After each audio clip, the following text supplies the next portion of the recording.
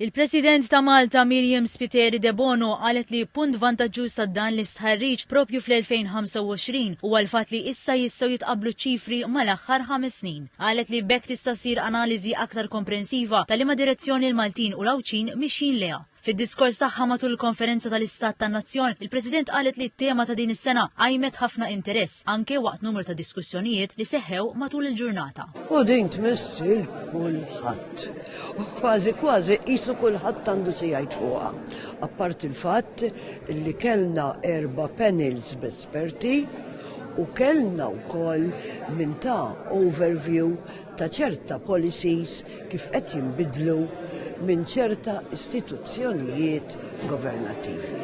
Fl-indirizz tiegħu il-Prim Ministru Robert Abela fisser il-familja bħala sinsla ta' pajjiżna. Fil-konferenza l-Prim Ministru tkellem dwar il-proġett Family Community School Link li bih il-Gvern qed jgħin fl-iżvilupp ta' ħiliet diġitali u anke trobbija tal-ulied mal-familji li jibqgħu il-punt fokali tad-deċiżjonijiet fl-interess tagħhom li l-Gvern jieħu ta' kuljum. Dr. Abela qal li s-settur edukattiv jibqa' wieħed kruċjali fit-titjib tal-kwalità tal-ħajja tan-nies u għalhekk ukoll id-direzzjoni ekonomika tal-Gvern biex pajjiżna jibqa' jiġġenera suċċess frott it-talent ta' żgħażagħ Maltin u Awċin. Dr. Abela nnota żieda ta' qrib il-5% ta' dawk li jħossu li jagħmlu suċċess f'ħajjithom, 3/4 b'kollox ta' dawk li parteċipaw f'dan l-istħarriġ. Sostna li għalhekk irid jibqa' jsir investiment fl-aqwa għodda li hija l-edukazzjoni biex jaħtfu l-aqwa opportunitajiet ekonomiċi għal karrieri ta' kwalità.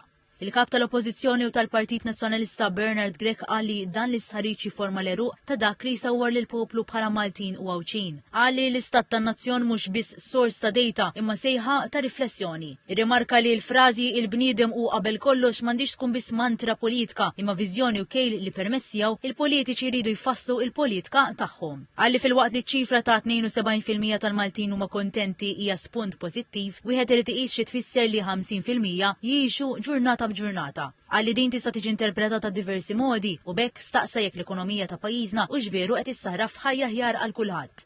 Intant il-President tal-Parlament Ewropew Roberta Metsola qalet li din il-konferenza hija opportunità biex il-poplu jagħmel eżami tal-kuxjenza li jkun hemm sejħa għal bidliet. Hija komplet li l-edukazzjoni hi fundamentali għall-iżvilupp sħiħ ta' kull persuna.